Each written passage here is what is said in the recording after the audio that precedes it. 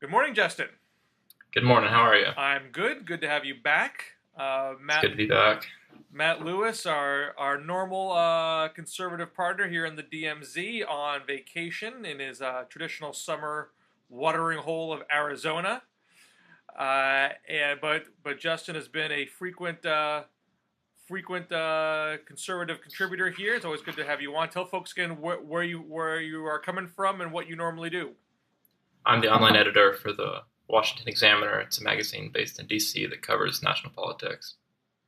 Uh, And so I run a lot of social media.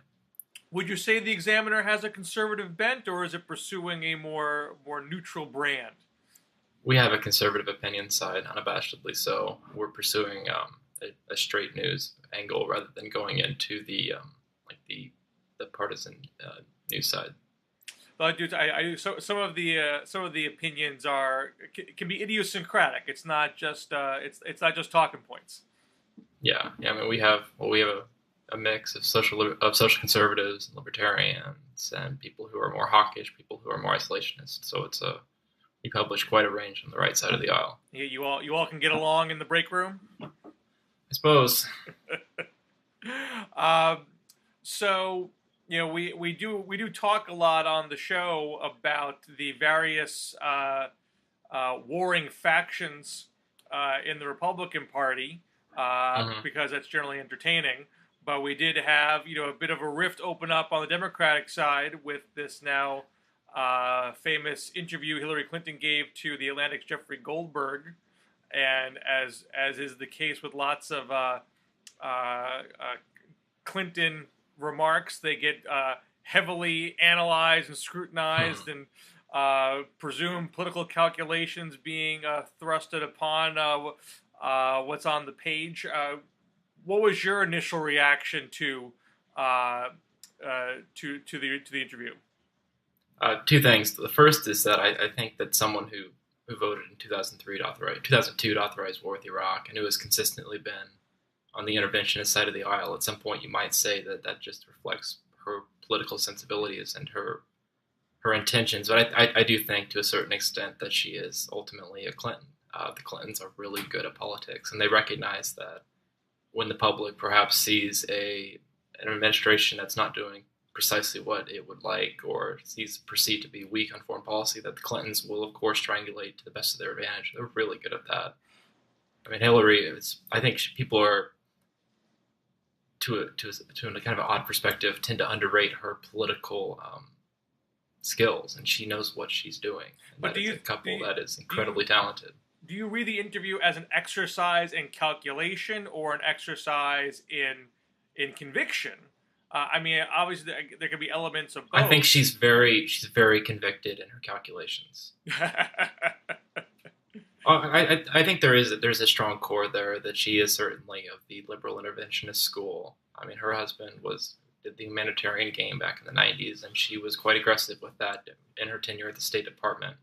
So I don't want to say that it's all just fluff and that she's positioning for 2016. I think the way that she framed some of it certainly should just be seen as political triangulation. I mean, because I It's felt one thing to say like there is like we need to be stronger on Syria or that we need to take a different look at the Israel Gaza issue. It's another to frame it in the way that she certainly did. And well, I mean, this is politics. Ultimately, it's one thing to think something, but if you don't say it in the proper way, it won't be noticed. Of course, for Clinton, that's not really a concern. well, but I would think that you know being good at articulating your views is different than crude political calculation. That suggests Well, the Clintons are never crude. They're not. I mean, they're skillful. They're, but but there's a it suggests an distinction between absence of, good being. of a principled core. You're just taking the position because you think it will do you short term political good. But if you're saying that she is a diehard liberal interventionist, and she's just figuring out the proper language to articulate her policy views, that seems to be No, it's more definitely. I don't think. laudable than I certainly don't calculation. think it's that. I think Hillary Clinton is going to be whatever the Democrats want her to be in 2016, and I mean that will be somewhere between the. Well, I don't imagine that Democrats are going to turn hardcore anti-interventionists. That will take a Republican president for them to return to those roots. Um, but there is in Hillary certainly a willingness to recognize that one can finesse that distinction. And frankly, I don't think it really particularly matters to her where she comes down on that, provided that she wards off any threat to her left and that she looks strong coming into a general election. I mean, she's not Barack Obama. She has done sort of I don't know if you want to call it an apology to her, because I don't want to get into the dumb political sloganeering, but she's had to do her rounds of remorse over her 2002 vote, and we will see. So, but no, I don't think this is a matter of her trying. I think you're wrong about her, the way that she's trying to finesse out the proper position. I think she's trying to. It's not a matter of her dealing with her convictions. It's a matter of her dealing with her conviction that she wants to be the president of the United States. And so it's a matter of how you get from point A to point C. But if the goal is to not go beyond, the Democratic primary voters' comfort zone at this stage of the game, you would think she would be very bland on the subject of foreign policy, and not invite an opening for a primary challenger to get on her left on certain issues. So, yeah, this struck me as more of a dare. I dare you to come at me from the left. I'm Hillary Clinton. I have a deep base of support. I have deepest support in the Democratic Party that I've ever had, and I'm very well positioned for the general election. And so I'm going to say what I'm going to say. I'm going to articulate my views as they are, and I dare you to do something about it. I thought she was really trying to be very forward. You really think she wants to do that? I mean, that worked really poorly for her in 2007. Well, I think this is very different than a 2007 Hillary. I mean, that Hillary was had a very difficult. Yeah, she was 5 years off of voting to go to war with Iraq. Well, right. I mean, I think she had a very difficult time explaining that vote. She didn't want to apologize for it, but she didn't quite renounce it either. And there are a number of other tricky issues. I mean, people forget that the immigration issue, particularly in terms of providing driver's licenses for the undocumented, was one of the key stumbles that made people that she couldn't give a straight answer on and seemed to be taking all sides of the issue. That kind of elevated all this concern of her as an overly calculating, overly cautious, soulless politician that Obama very deftly exploited. This interview seemed to be a very authentic interview with not a lot of coy calculations, not a lot of trying to play all sides, just sort of laying out there. This is who I am. I agree with Obama on this. I mean, she had this very robust defense of the Libyan intervention that I thought was even a stronger defense what Obama himself gave to Tom Friedman last week. I criticize Obama here on Syria. It's a disagreement that's been reported on before. And even in her Israel discussion, where she's giving this very stout defense of Netanyahu, she also kind of throws in there, he's not easy to work with, which to me is the kind of you could pluck out of context and throw back in her face down the line and suggest that she's not down with Netanyahu and ignore the rest of the context of the interview. There wasn't a lot of cautious language in there. It just seemed to be a very, the kind of conversation that you might normally have when, cameras aren't on you and you're involved in politics professionally. So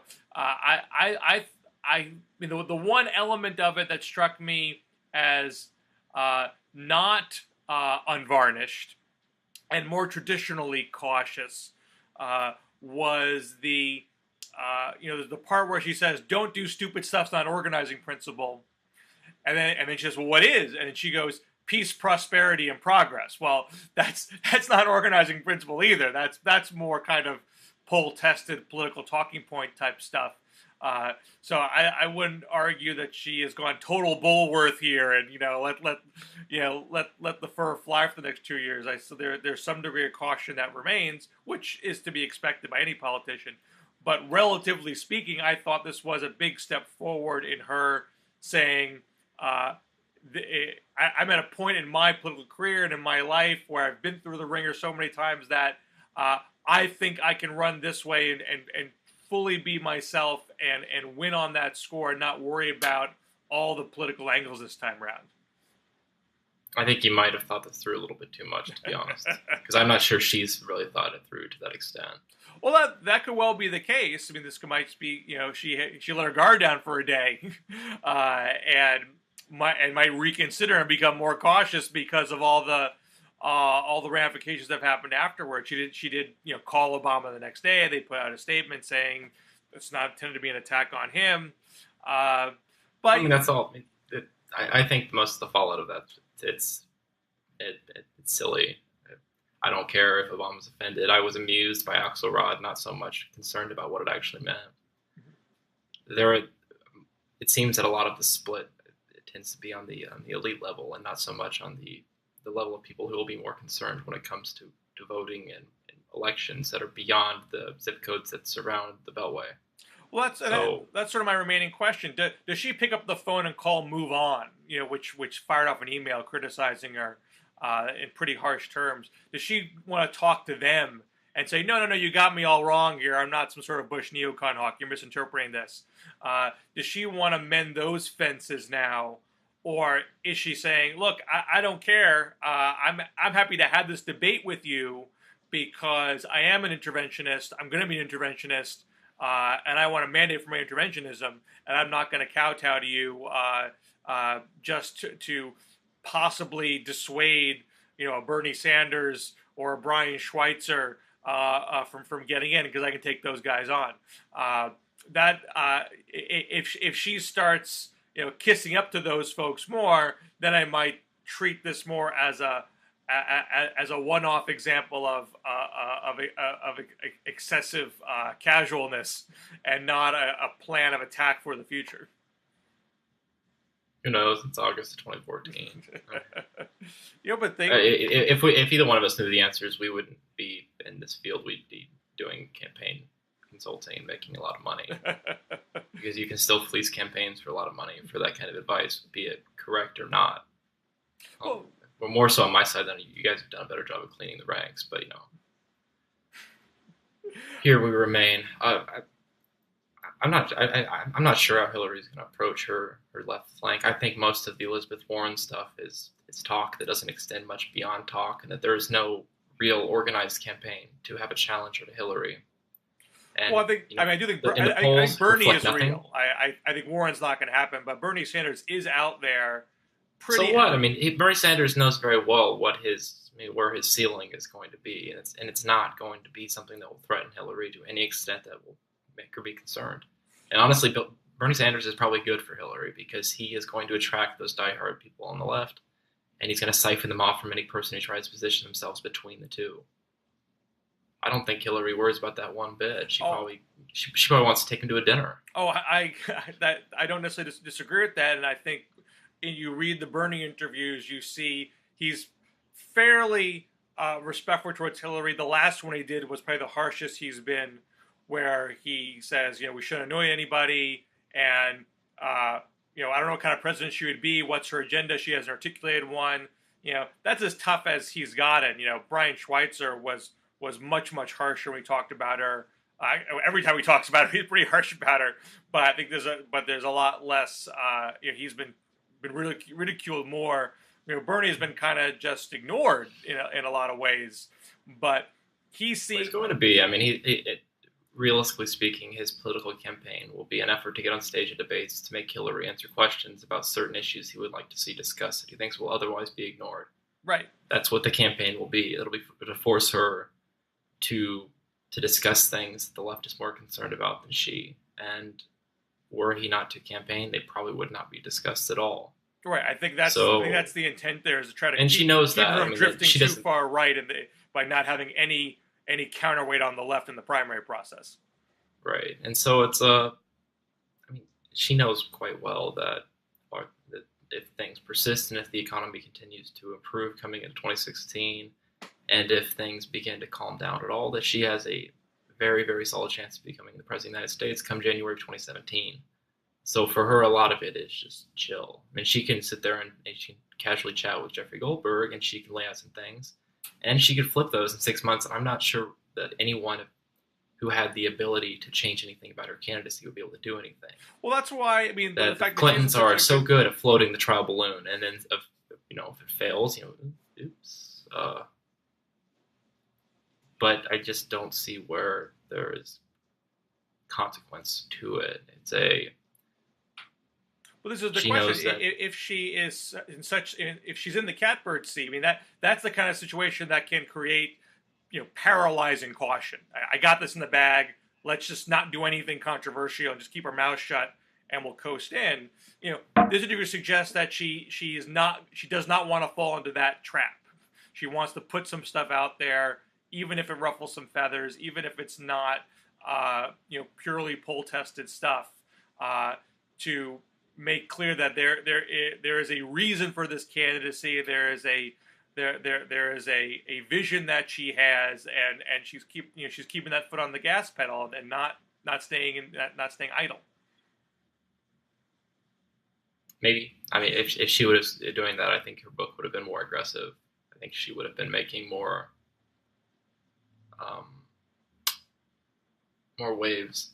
Who knows? Maybe, again, there's not even a midterms yet. We don't know who will even control the Senate come the spring. So, I mean, it's one thing to say that she doesn't know yet whether she's going to be running to preserve and extend elements of the agenda of her predecessor, or if she's going to be running to change a Republican senator, or if she's going to be trying to blaze some kind of new trail, or if she wants to come up with some new creative slogan that can be relentlessly mocked, that will probably resonate better with the progressives anyways. I mean, so much of this is speculation that ultimately is pointless because we don't know where things will be in 3 months. Well, speaking of that, I had an article about the midterms at theweek.com on Monday, helpfully titled "Why the GOP Should Tank the Midterms," which shockingly the conservatives that engaged me on Twitter did not embrace, did not take as a serious, helpful suggestion. Well, you were wrong, so that's probably one reason. Well, let me give it a minute to say why I'm right, just for fun. What was yours? So, you look at how Republicans have run the House in the past year and a half, it's been kind of painful to watch. It's not a unified party. It's not a party where the rank and file has much respect for the leadership. Anytime that the leadership tries to do something with a modicum of political pragmatism, it gets mocked and often blocked by the rank and file. Anything that has a positive policy agenda that just has some calibration towards the middle, gets dismissed. And Boehner doesn't have the chops to force the rank and file to follow his lead. His general attitude has been to follow their lead in those circumstances, sometimes into a wall, like the shutdown. I'll let these guys have their fun for a couple days and embarrass themselves, and then I'll reassert my authority. So it's not like the House is totally off the rails. I give Boehner credit for constraining the Tea Party. Shutdown didn't go on too long. He managed to jam through disaster relief and expand domestic violence protections for LGBT victims. But when there are certain situations like shutdown where it's particularly ugly, like immigration, where similarly Ted Cruz came in with this ridiculous demand, we have to scrap Obama's executive order or no funding for the child migrant border crisis. And now every Republican in the House is on record for deporting Dreamers, except for a handful of Republicans.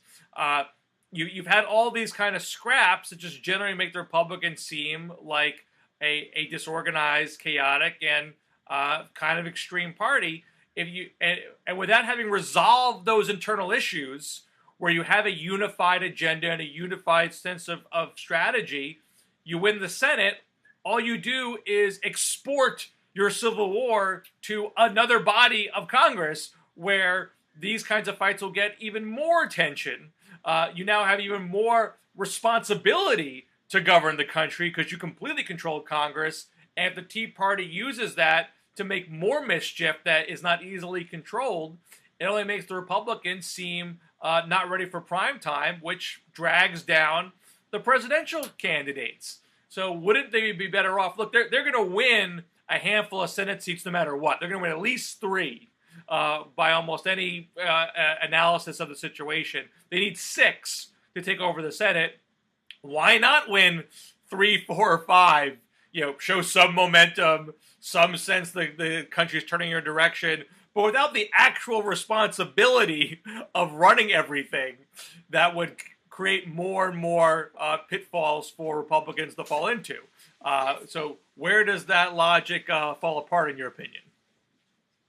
At the very core of it, the goal of the Republican Party is to pass laws that will put the country in a more conservative direction. The 2016 is not going to be good for Republicans running Senate races. We had a huge wave in 2010. We're unlikely to repeat that. Right now, what we're trying to do is to push back against the wave of Democratic Senate wins in 2008, accompanied in large part because they had a candidate who produced one of the biggest turnouts in recent memory.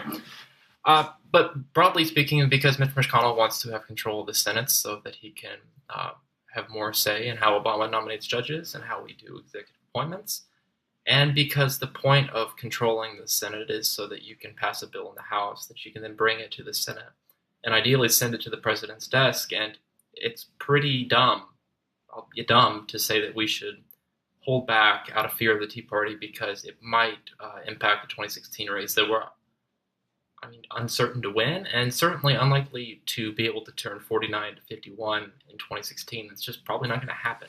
Well, I think quite likely, in fact, to lose Senate seats in 2016. So the question is ultimately, you want to put people of your party in positions of power because putting people in positions of power ultimately forces them to pick leadership. And if the leadership is unable to get things done, you put them in the spot where they, in fact, are able to know that. I think what does surprise me on a certain end is that I think people pretty consistently misread the House. The problem about Boehner isn't that he can't lead. To use like Ron Fournier's diction, the problem with Boehner is that he has no structural power over his members. The party no longer controls fundraising. He will have an extremely difficult time primarying out members because how do you primary out members? You have districts that are drawn in certain ways. And he himself, what is he going to do? He's tried to take away committee chairs. It didn't work very well. It produced a backlash, in fact. The problem for Republicans is not what they're going to do with the House, because I don't know what they're going to do with the House. It's that they have to figure out what they can do in the Senate. They're going to have bills that they can take up if they win a majority come the spring, and some of those bills will pass, and many of them will fail because there's no way they'll clear 60. And so it's going to be relative stagnation, but at least it's stagnation on their own terms as compared to a theoretical case whereby not having the majority but being close to the majority gives them a strong case that they can perhaps win an election that they are unlikely to win in hopes that they can then do something theoretical. I think the argument just has no merits. Well, I think the end goal in my mind is what positions the Republican Party best for 2016. No, the end goal is to take the Senate because the Senate is a different institution. But the Senate only is of value if you control the White House too. As it stands, that's not true. That's not true at all. The Senate is of value because if you control the Senate and if you control the House, you control 1/3 of the levers of power of the federal government. As it stands, and if you control the Senate, you have the big piece of the say over what you do with judgeships. Because frankly, I think that we're pretty likely if a SCOTUS nominee comes up between 2014 and 2016 to see Harry Reid, to just say, and filibuster gone. Because it would not be terribly shocking to see us get in a situation where we can't nominate a Supreme Court justice and to see that come down to that. So I'd much rather have Republican power for that. Well, but number one, as far as the legislative agenda is concerned, you're not going to get Republican laws actually passed and signed into law so long as Obama's in the Oval Office. And you can already block Obama's agenda with the House by itself. So gaining the Senate... Well, what's Obama's line? 1/2 of 1/3 of the government is saying this and the rest is saying the other. I'd prefer it to be 1/3. But there's no practical difference in that legislatively because you block Sure, Obama's there is. agenda either The way. practical difference is you can say that we've put these bills on the desk of President Obama, who's refused to sign them. Well, that Send a Republican that to only the presidency. flies again if Republicans have a unified agenda, which I'm arguing they don't have. If they Well, you'd arguably suggest they're not going to have that unified agenda if they don't have a unified agenda to present. It's very difficult to convince people who are on the fence to take risky votes when there's nothing to there's no carrot for them. If the carrot is that you can say that we're going to turn around, we're going to say that we have these votes that are waiting on the president's signature, that's something. That's an actual electoral agenda, and that puts you in a position where leadership can say, let's hammer these things through and create real compromises within the party that can then produce an agenda as compared to a theoretical, we're going to sit at 49 and bide our time. Biding a time is not a great strategy. I'm not saying biding time. What I'm saying is that is relieving a responsibility. Under normal circumstances, you are correct. What I'm saying is these are not normal circumstances. This Republican Party, as it stands, is not positioned to take advantage of what that power would give them to present a legislative strategy that would create a favorable contrast between themselves and Obama. They'd have inter-party squabbles that would embarrass themselves, and maybe at worst be forced to put things in front of Obama that are not politically popular and give Democrats the upper hand by vetoing them. That if you don't think that's what's going to happen, then what I think that you resolve these differences by elections, and that the best way to resolve the differences by elections is to actually be passing agendas, and that if the Republican Party is indeed as radical and without precedent as is claimed, the best way for the Republican Party to probably resolve those conflicts which come from primary pressure on the right is to force votes. At a certain point, Republicans will become so radical, those seats will be seized back by Democrats, at which point you'll have to run a more moderate Republican to shift votes back. And the best way to force an issue is to force the issue. If indeed the problem is that people are being recalcitrant on votes because they fear a primary challenger, and that results in a complete cluster in the legislative process, that ultimately you might say the best thing to do is just to get on with it, and to make the process happen, to have the primaries happen, to resolve them. The primaries happened, as we've watched in the Senate races this fall. It's still summer. Wow, this summer, incumbents are doing fine. At a certain point, there is this fear of a boogeyman that is being primaried by Heritage Action and Freedom Works and Club for Growth. And at a certain point, you have to get it on and do these races. I would accept that. And that will not be resolved by being at 49 votes. And so if you want to play the long-term game of presenting things for the party that are ultimately unpopular with the electorate as a whole, you kind of just need to have it out. It's better now than later. I mean, I think they do need to have it out. What I'm saying is they're better to have it out without having the Senate at the same time and have it out in a much more public, it's gonna happen, painful way. I think your case would have more merit if it wasn't being had out in the Senate as we speak. Now your the other minority argument, leader of the Senate is being received a very stiff challenge. Incumbents have received hard challenge. They've been well funded by national groups that have been the desire to flip the leadership of the Republicans in the Senate because they wish to go in a more hardline direction. That's happening. It is a reality. It's not if they were fully having it out and that process is in the process of being completed, you wouldn't have had this embarrassment with immigration last week. I mean, the primary season was very quiet. There's only the Cantor blow up in this little thing in Mississippi, but for the most part, you haven't had a lot of blood on the floor in the Republican primaries. That I think was Boehner's strategy all along, and I credit him for pulling that off. But the idea of doing that was so he would have strengthened authority to be more politically pragmatic, and that blew up in his face last week with immigration. So he didn't get he might well have found out that he should have just had it out. That his strategy of pragmatism hasn't really, especially in the House. At a certain point, if you are scared to vote until after an election, you know very well the next election is in 2 years. I would be perhaps wrong to be a campaign consultant, but I might suggest to someone that if they're scared of a vote now and they're being told to wait a short time to take a vote because they will then be safe from a primary challenger, that they should just call it quits because they will be removed in 2 years. Either they will be removed or they will survive. And the vote will, if it happens now or if it happens in the near future, is going to be challenged by people on your right, and then you better be prepared for that. And it doesn't matter if you do it now or then. It could even be seen as more honest and, more representative to just do it. Now, I want to take up your judge's argument because I do think that is the strongest argument against what I'm saying. That is new power Republicans would have for 2 years if they won the Senate outright in 2016. And there is the possibility of a Supreme Court vacancy, either Boehner or Ginsburg retiring. Or, some of the Republican judges are up there in age too. Someone could want to retire or could have a health problem of some sort. So obviously they'd have strengthened authority to shape that nomination or to block it outright.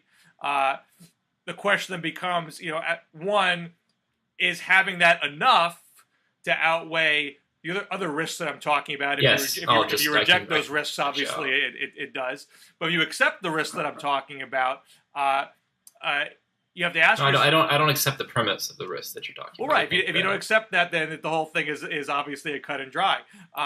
If you accept the risk that I'm talking about, then you have to weigh: is getting that judicial power, does that outweigh the risks of other humiliations the Republican Party will suffer by not having their act together legislatively? And you keep in mind, Obama has a role to play here. He can pick a nominee that is considered very moderate and safe and popular. And when he did that with Kagan and Sotomayor, two judges who were left of center but not by any means radical, he was able to pick off enough Republicans to avoid a filibuster. There are a certain amount of Republicans in the Senate who have sort of respect for tradition and precedent and process and are loath to go into a all-out blood feud on the court because they think that'll blow back in their face when Republicans come in charge. So wouldn't it be shocking for Democrats to still be able to get a nominee through who is generally considered favorable to Democrats, even if Republicans had the Senate? And if that wasn't the case, or Republicans blocked it, would that be all that advantageous to Republicans to be seen as that recalcitrant, that obstructionist? Would that hurt Republican presidential candidates if they took it that far?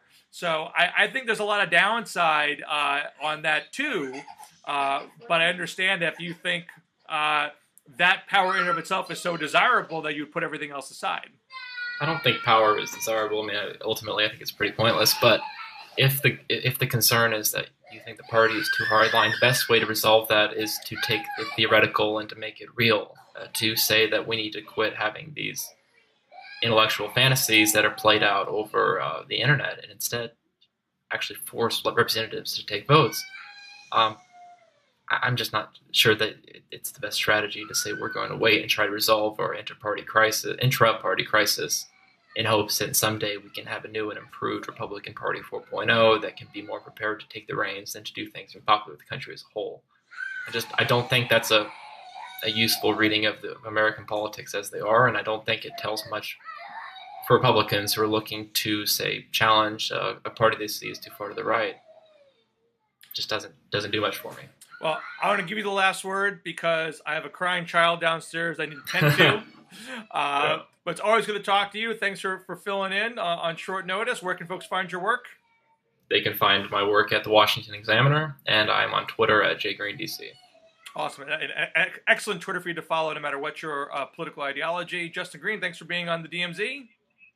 Thank you for having me. And I think we should have Matt Lewis back next week here on the DMZ at bloggingheads.tv. Take care.